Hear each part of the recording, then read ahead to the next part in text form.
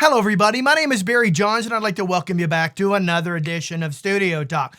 This video I'm going to cut straight to the chase. I'm going to try and get this done in 5 minutes or less. If you've been watching my channel, you know I've been doing a lot of testing of the Mac Studio as well as the M1 Pro MacBook Pro as well as the M1 Mac Mini / MacBook Air, okay? I've done a lot of testing since those computers have come out, and so today I'm going to give my very quick summary.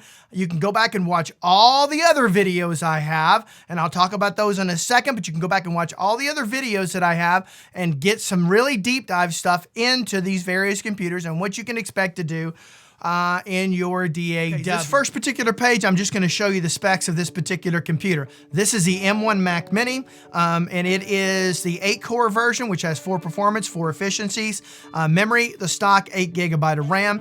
The DAW, I'm able to get 50 tracks, okay, with 8 plugins per track.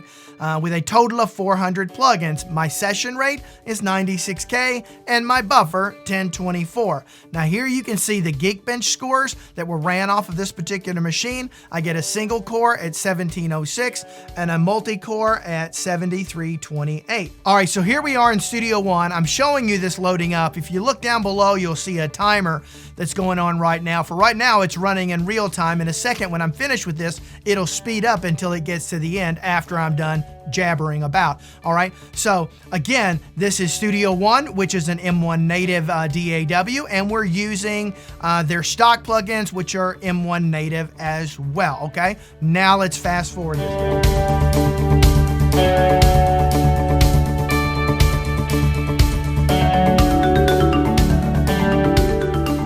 All right, so here we are back in Studio One. The tracks in yellow are indicated by it's a 20-track song that's duplicated 2.5 times. The second being red, and then the third half, I should say, in blue. The rest of the tracks down below, they're all disabled. They're not working. They're not affecting the DAW in any way, but we will be using those later in our MacBook Pro, M1 Pro, as well as our Mac Studio Ultra. Now here in the mixer window, you kind of see what's going on there.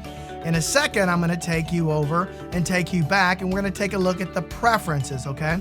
So here we are in the preferences section. You can see right here, I'm running a 1024 sample, as well as the session is at 96K, all right? So now let's head on back and let's take a look at the plugins that we're going to be using for this. Okay, so let's take a look at some of the plugins. As you notice, I'm doing something in all of the plugins. I have some settings and they were just randomly, I just took the mouse across it and started raising things and lowering things just so I knew it was doing something. So I knew for sure in Studio One that it was going to be pushing the CPU. You know, so as we're kind of flipping through these plugins, you can see everything happening right there. That there's a varying degree of different plugins that are being used. Now, I will not be showing you these on each of the others for the sake of time for this, so just know it has the exact same plugins because this is the exact same session that is used on all 3 examples, okay? So here you can see my CPU is hovering in the low 90s, and that's about as far as you can push it with this particular system. So this is a 16-inch MacBook Pro, M1 Pro, that I paid roughly $2,700 for, okay?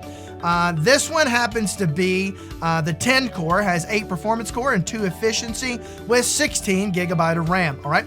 And this one I was able to get 85 tracks with 8 plugins per track for a total of 680. All right, note on this, my single core processing score was 1755. Now note, that was not that different than the M1, all right?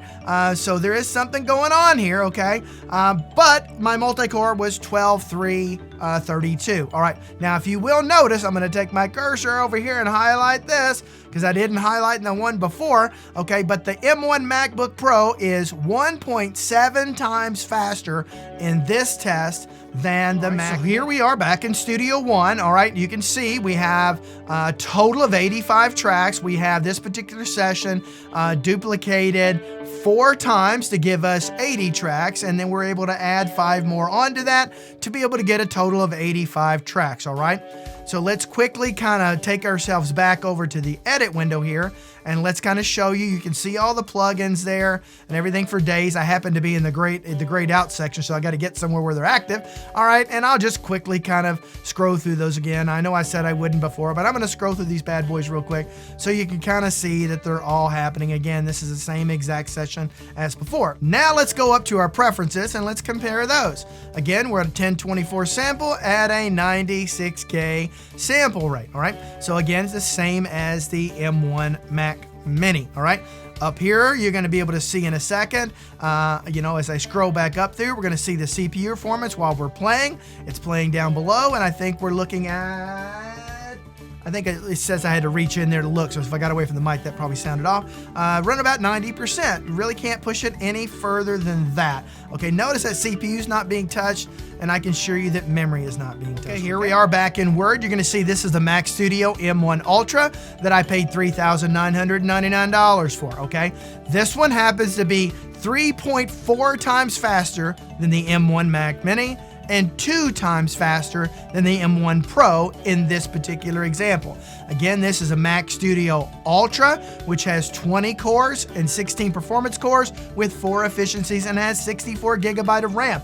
All right, with this one, I was able to get 170 tracks, 8 plugins per track for a total of 1,360, okay? You can see my single core was 1752, not that much higher than the M1 Mac Mini, but my multi-score is 23,300, all right?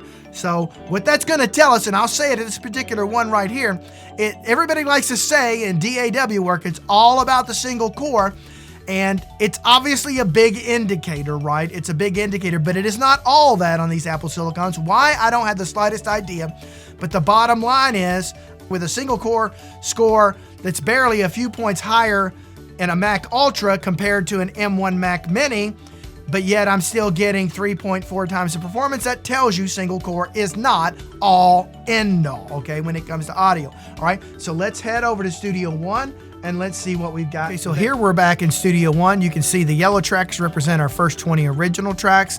And then of course, those are duplicated over and over and over. And each color represents a duplication of those until we get down to the last one where I'm only able to get up to 170. So that only has 10 tracks, okay?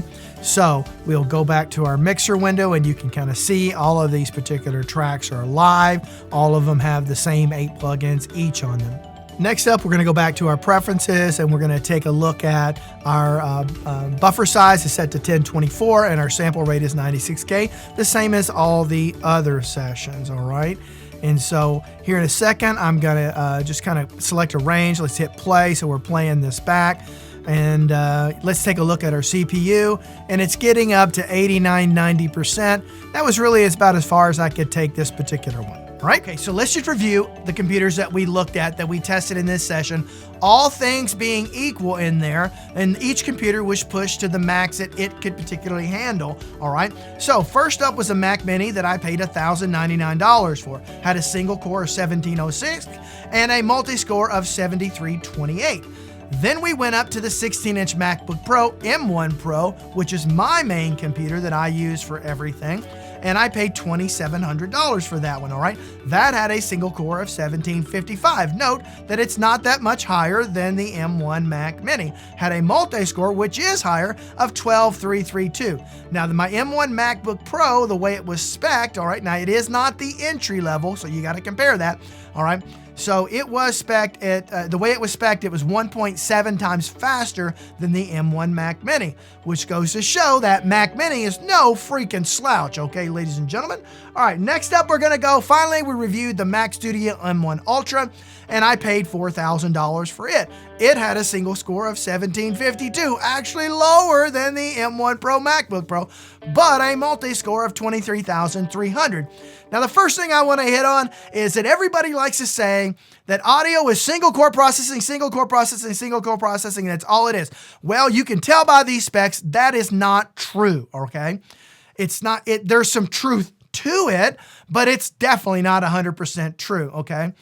because there were, pretty sizable variances in multi-core, but not to the degree. So I think it's somewhere in the middle. So if you think it's all single core, that's a mistake with Apple M1 Silicon. All right. Now that still may be true over in the Windows world and in the Intel world and the AMD world and all things like that. And both in Mac and PC, but with M1 Max, clearly it's not the case, and that has not been the case in all of the various videos that I have put out over this. At the end of this, I'm just going to let a slideshow happen of all the videos I've done on this so you know the ones to go look for in case you're curious to take a deeper dive, okay? So now let's kind of wrap all of this up, all right? So for me, I think, if you are, if you're a bedroom warrior and you just need something that's going to handle your stuff, and if you're primarily audio with maybe, 7 or 8 virtual instruments or something in a session, that Mac Mini is going to handle it just fine. I'm just here to tell you it's going to handle it just fine, okay?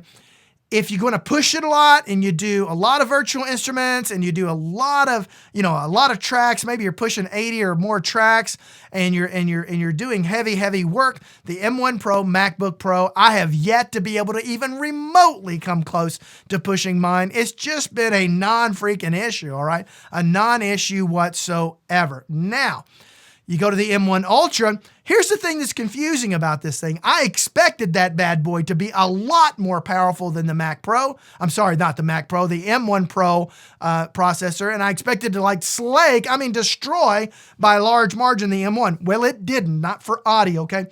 And that's basically everything, all the research I've done, that's where we're at with this. There's simply no advantage, really, in my opinion, to go with the Mac Studio Ultra, okay? If you do mainly audio work, okay, or DAW work. Now, if you get into video editing and some other things outside of that, maybe you're doing Lightroom and heavy Photoshop stuff, other kinds of things that are going to take advantage of those multi-core scores, then yes, you're going to get some advantage of that for sure. My editing in Final Cut Pro was vastly better on the Mac Studio than the Mac Mini, and better for sure. I wouldn't say massively better than the M1 Pro, but better. Things rendered faster. It was easier to get things done. Okay, so what is my recommendation? Here it is. You're a bedroom warrior. Maybe you're doing up to 30, 40 tracks or something like that. Maybe you're doing 4 or 5 virtual instruments in a session. Maybe you do no more than 30, 40, 50 plugins or something like that. You're going to be solid. You're going to be solid as a rock. You can do a lot more plugins. I don't know why I said 30 or 40. You can do a lot more plugins than that. Obviously, you can tell by this particular example here, right? And so that is a good spot for you to be in if you're on a budget. Now, general rule of thumb, you should always buy as much computer as you can afford. Okay, that is always the case. All right. So, next up, if you're a heavy hitter, I'm talking about a heavy hitter. Maybe you're not doing like post work and you're not doing film work and all that stuff where you got a billion tracks and all this stuff going on. The M1 Pro, which is what I'm staying with, I'll tell you in a second, I returned that Mac Ultra, okay? It's already been shipped back. They've already received it, and I'm waiting for my credit, okay?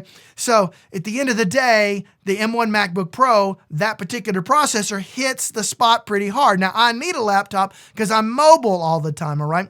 And so I didn't have enough knowledge. Maybe if I'd have bought that then, I would have gone with the Max. I'm not quite sure. The problem with me in this is that I don't have an M1 Max. I wish I did to be able to compare to some of this stuff, but I've done a lot of research on it, and it's that gradual step up. Now, keep in mind that M1 Pro MacBook Pro is 1.7 times faster than that Mac Mini. That's not a lot. It's enough. It's enough for sure, okay? But it's not like groundbreaking, all right? So I don't recommend the Mac Ultra. I just don't. I don't recommend it. I think if you're doing primarily audio, okay, and you're doing virtual instrument work and a lot of that stuff, I just don't think you need it. I think the Mac Studio Max is a perfect spot for you. Now, that's today. There are rumors out there, and I've heard them from a lot of reliable people, that Apple's intentionally kind of throttling back down that Mac Studio, all right, for the next operating system that's coming up, okay? So I think we're going to see some performance gains. So the game may change here in a few months when the next operating system is released. we'll see, okay? But then we've got to get into the support of everything else. Again, if you're doing long-term and you don't require a laptop, I strongly recommend the M1 Mac, the Mac Studio Max, okay? If you want to shell out the extra money, extra $2,000 for the Ultra, for audio work, you're not going to get that much out of it in this guy's opinion. I've done a lot of videos, all the various videos, so stress testing and everything I've done. I'm going to show those towards the end. I'm going to show you JPEGs of the thumbnail to those particular things. I'm going to show you those in a second at the end of all of this, so you can go back and look. And I'll also put a description. I'll put a link down in the description down below. So another thing to consider is memory. All right. Now, there's a lot of controversy, and I'm going to tell you, most of what you think you know about memory, you can flush it down the drain. Now, I keep getting people comment in my comments that are so dead set on the way things worked before that they just don't want to hear it anywhere else. I'm sorry. That's just not accurate, okay? General rule of thumb with Macs, with the M1 Max, is if you think you need 16 gig, get 8. If you think you need 32, get 16. If you need 64, get 32. You don't need that much memory. Even in my virtual instrument stress test, I didn't use that much memory, okay? And that was a ton of virtual instruments in that particular session, okay? So those are my recommendations. That's my experience, and I've been an M1 adopter since day freaking one, all right? And so I put them all through its paces, and that M1 MacBook Air that I originally bought that my son uses now for college, okay, that replaced a 12-core MacBook or Mac Pro, all right? That M1 MacBook Air destroyed my 12-core MacBook Pro, all right? So that gives you a general idea of where we're at today. Now, back to my other point. Always buy as much computer as you can afford. Even though I may say as a bedroom warrior that M1 Mac Mini is enough for you today, that's true. But if you can shell out some extra cash and get up to that Mac Studio Max, that's going to be well worth it in the long run. Now, that same philosophy is going to apply for these others, with the exception of, in my opinion, the Ultra. Last thing, hard drive. No, next to last thing, hard drive. You're going to need that space, okay? Under no circumstances get below 512. 1 terabyte, in my opinion, is honestly the minimum, okay? If you can get up to 2, do it, okay? If you can shell out the money, because you cannot add it later, at least right now, and I don't see that changing, all right? So if you can shell out the money to do it, I'm already regretting that I bumped up my M1 MacBook Pro to 1 terabyte because I'm always pushing the limit. I think I've got maybe 180 gig left on it. And so that limits me from doing things, okay? With these particular processors, you can put all your samples and your sessions on your system drive, because that drive is so fast, you don't have to use an external drive like you used to have to, or a secondary drive. They can all run fine just off of the SSD built into the M1 Pro MacBook Pro, or the M1 Max, okay, in general, okay? Lastly, and this is important, ports, okay? Do not think for 1 second, I don't care which particular Mac you buy, M1 Mac, you will not be okay with the number of ports. You simply won't, okay? And they start small, and then they progressively get bigger, okay? But you just won't. You're going to run into problems. And so I've got a video out there on Thunderbolt docks, not hubs. Do not use a hub for any of this stuff. You want a powered dock, and they're not cheap. You're going to spend $250 to $350 for that just to add those additional ports. You may not have to do it right away, but I promise you at some point, you're not going to have a choice. You're going to do it, okay? For the majority of you, not all of you. Now, if you just did basic stuff, basic computing, I wouldn't be saying that. But we connect a lot of crap, all right? So if you like the things I talk about on this channel, hit that like button, that subscribe button, and then that notification bell so I can get some recognition on this for all this hard work I'm doing. Help a brother out and subscribe, whatever. Just do it if you want to. Okay, so do me a favor, leave a comment down below. Tell me what you think, okay? Now, this is going to be the last of my videos on this particular thing. I've got to get back to audio stuff back there. I mean, this is audio, but I want to get into stuff that my ears, all right? So anyway, leave some comments down below. Tell me what you think. Until next time, have yourself a great freaking day. Goodbye.